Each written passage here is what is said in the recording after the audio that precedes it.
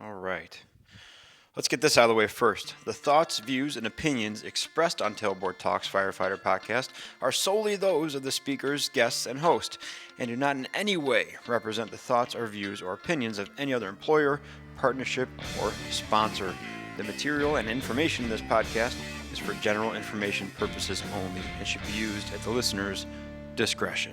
What's up, everybody? Welcome back to Tailboard Talks Firefighter podcast. I'm Chris, your host from 4th Shift Firefighter, and we're coming to you live from the Palace of Puke, the version of vomit. That doesn't really go together. My house. Over the past 3 days, Sawyer got pukey first for about a day. I went to work, so she was puking all night. I went to work the next day. I came home. Katie started feeling nauseous. Nathan started throwing up. This is rolling through. I had a little stomach ache end of yesterday, and today that's gone away. I'm hoping that was it. I'm hoping I got kind of out of it unscathed. But we're going to make this a quick one because as it marches out, as you know, Sawyer's all better now. So her 2.5-year-old self is just terrorizing Nathan, who is basically incapacitated on the couch. So Katie's trying to wrangle them both as she is also recovering from her bout with the vomiting. So before we get into it real quick, don't forget to go and check out my affiliates. Two big ones I have are Rescue 1 CBD. That's 0.000 THC, safe for the job. They have an oral suspension, also a roll-on. They have a nighttime formula also. Go check them out. And then 4th Frontier heart rate monitoring. They have a chest strap. It's called the 4th Frontier X2, and it does all the regular stuff you'd expect. Heart rate, respiration zones. They have a thing called body shock, but also it's the only chest strap monitoring with lead to EKG. So you can do a live look-in, or you can look back while you're recording your workout and see if anything silly happened in there, if you notice something. All right, those are my big ones. So on the topic of vomiting, I did put up a poll or a question box on Instagram about stuff that you guys have eaten before that you can no longer eat because you threw it up, and got some pretty standard responses. There were the obviously Fireball and tequila ones, which par for the course. There was also some absolute monsters on there. It said cigarettes in a water bottle. Now, the question was stuff that you can't eat anymore because you threw up after you ate it.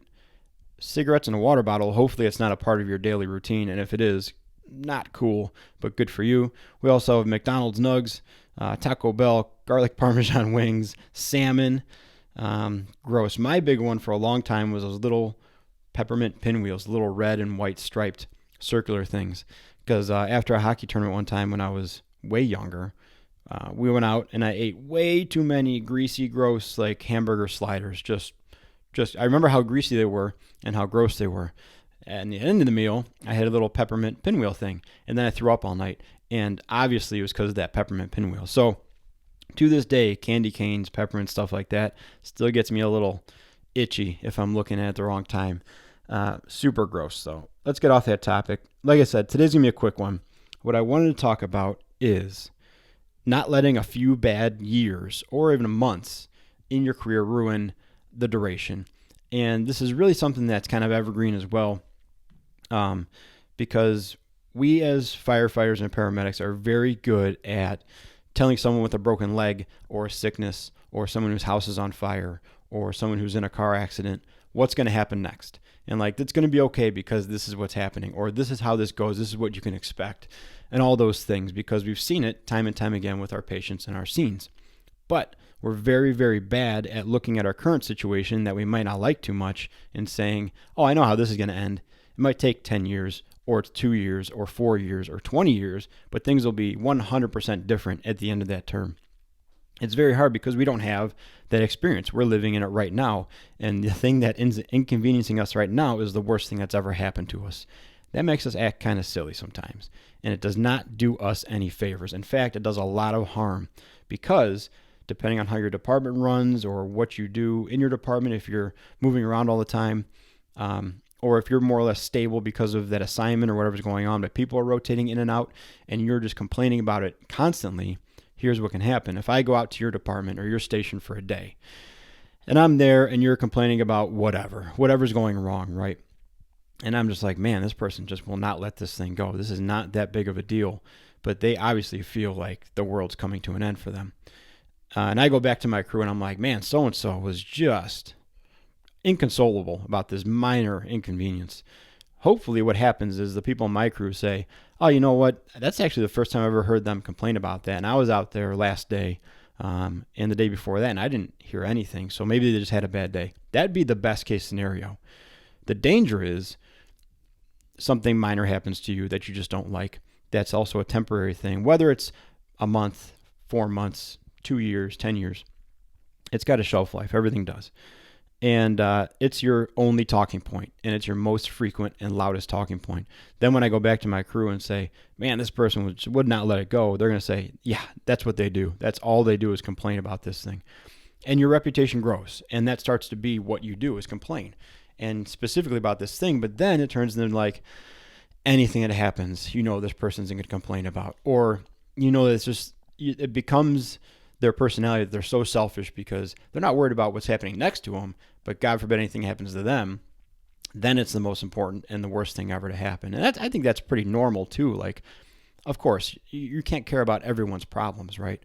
But if you're witnessing a problem happen or an injustice happen, and then you can be just completely indifferent to it, or even like, well, sucks to be you, it's not my problem, and then it happens to you, and now you're making us think about it, there's a little bit of falsity with that. There's like, people can see through that, right? And so you might be saying like, well, we need to fix this because other people are going to get screwed over, or other people are getting taken advantage of too. That is not hard for people to see through that and be like, oh yeah, I'm sure you're really working this hard for other people. As soon as this resolves for you, I'm sure you will not be flying this flag anymore or really caring about it at all because you're fine, right? So getting the perspective from people who have been there or people who have done it is insanely valuable in the fire service, because it's safe to say, relatively safe to say, and I'd bet on it, for 99% of things that happen to you within the fire service, someone in your department has had that happen to them, almost 100% exactly the same thing. And they can tell you, like, this does suck right now. This is not the most fun you will have in your career, but it's going to be over in like 2 years. So we do shift bids every 2 years at my department, where they start from the top down, and you get to pick your assignment based on seniority. And obviously towards the end of the list, there's less spots available, or less favorable spots available, depending on what you want to do. And it'd be very, very easy for you to be like, great, for the next 2 years, I'm stuck at this station with these people and on this ambulance, and this is just the worst. And really dig yourself a hole over the next 2 years, that even when you get out of it, even in 2 years when you can pick a quote-unquote better spot or a different spot, people are going to be like, yeah, that guy's just a whiner. Like, all he did was whine and complain for the past 2 years. I don't want to work with him. So you might be just a great person to work with, but you let that emotion kind of take the best of you. And maybe getting a little bit of outside perspective on someone who's gotten the short end of that stick in the past would have helped you a little bit. Or at least that person could vouch for you now and say, yeah, I talked to them. They're really unhappy where they are right now, but they understand it's a 2-year deal and they just need a little bit of time to complain about it, and they'll be fine. Like, this is just they're complaining is a temporary thing. That'd be a good case scenario too. So really, I think the main threat to being a complainer because of a temporary solution is other people. It's other people, because other people see it. Other people can see through it. The senior guys might get mad because you're setting a bad example for the younger guys who might try that in the future. You're letting them know, like, oh, this can totally be a viable thing to do, is just complain and nothing will happen. But that's also not the case either. Because just because those junior guys don't see anything happening doesn't mean that 3 months from now, if you're continuing to run your mouth and create problems and issues and make people annoyed, you're not going to have a meeting with someone or some sort of assistance in your attitude adjustment. Not to mention that others are going through stuff too. Other people are going through stuff, and although you might consider what's happening to you as just the worst thing ever, you got to understand, or try to understand, that there's other people in the department who have the exact same feeling about their stuff. So if they think that what they're going through is the worst thing ever, and you think is what you're going through is the worst thing ever, they're going to automatically discount yours, and you're going to automatically discount theirs, and it's just going to be a gross situation altogether. Not to mention, depending on what you're going through, it may not be the worst thing ever. Like, let's not all pretend that everything that happens that's not perfect is bad or like terrible or worth that much effort over, right? And if someone is legitimately going through something bad or tough or trying, that's kind of universally seen and accepted as like, I would not want that happening to me. This is a really tough time for this person. I'm actually going to try to help them get through this because this is tough. If someone has one of those situations and you bring your ticky-tacky stuff forward that just hurts your feelings a little bit or is not perfect for you and start going off about it, man, you're going to be compared to them pretty quickly. Like, yeah, so-and-so has this legit, like, real bad problem going on, and then this guy comes in talking about this garbage and complains in front of that person. Bad idea. And I guess the final thing is that it's going to change, right? It's going to change, but the stuff you did and said is going to persist. I had that happen to me. I've handled situations wrong with the wrong people, and those situations were temporary. And then I went on to different crews or different positions. Some of the friends of the people that I did not make happy in that position were the ones I was going to be working with in the future.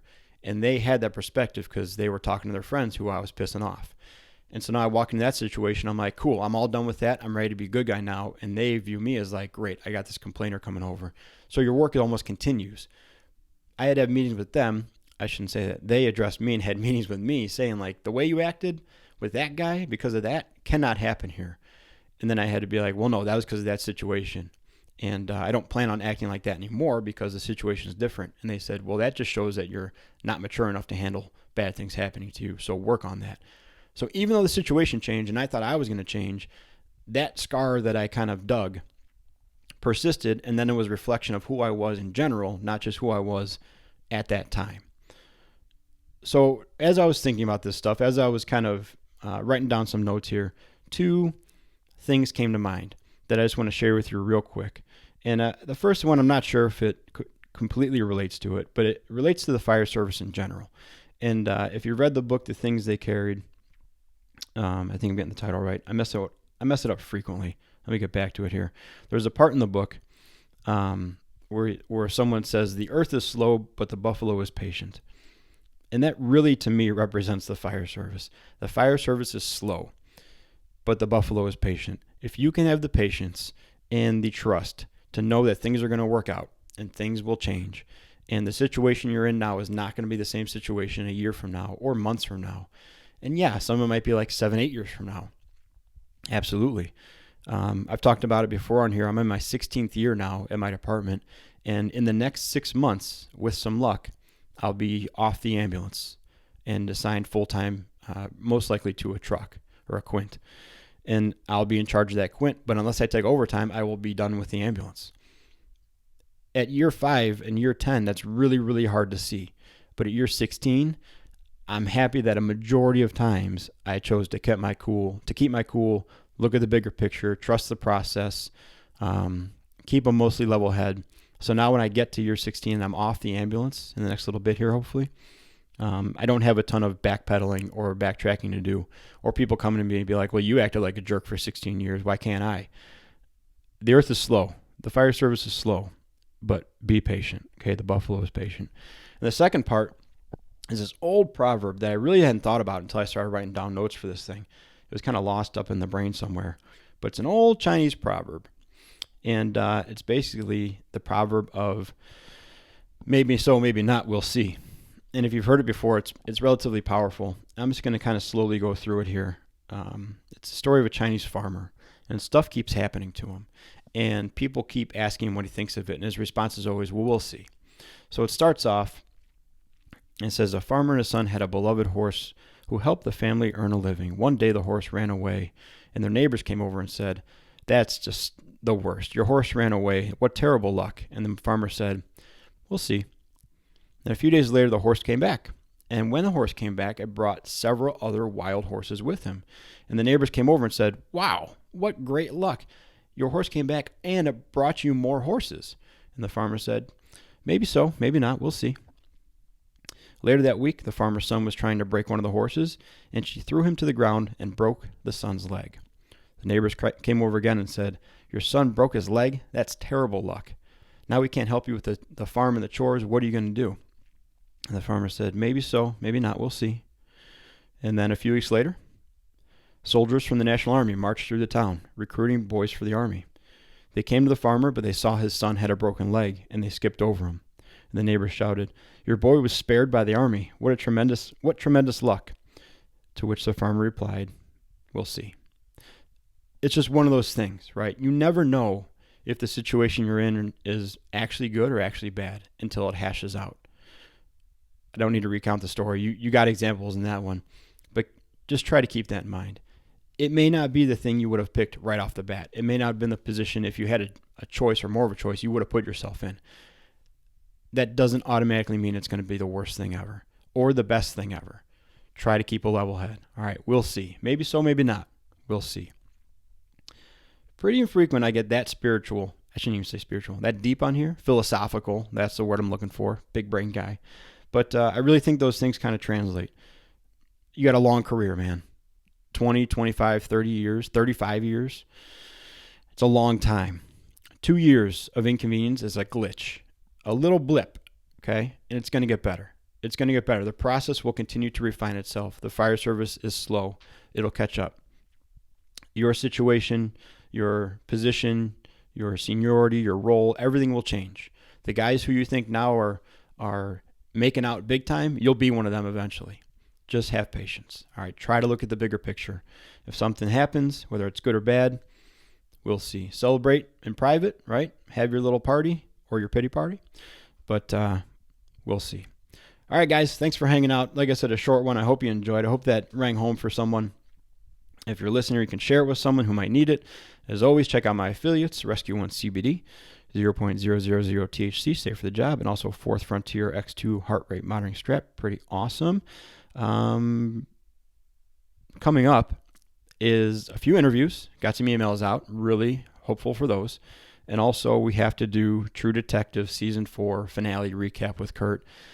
Neither of us were super stoked about it. So you'll get to hear our thoughts on that. I'll probably put a question box up in the meantime. All right, guys, thanks for hanging out. We'll talk to you soon. Be a fourth shift firefighter. Keep on being and trying to be more capable and durable, both on the job and away from it. We'll talk to you soon.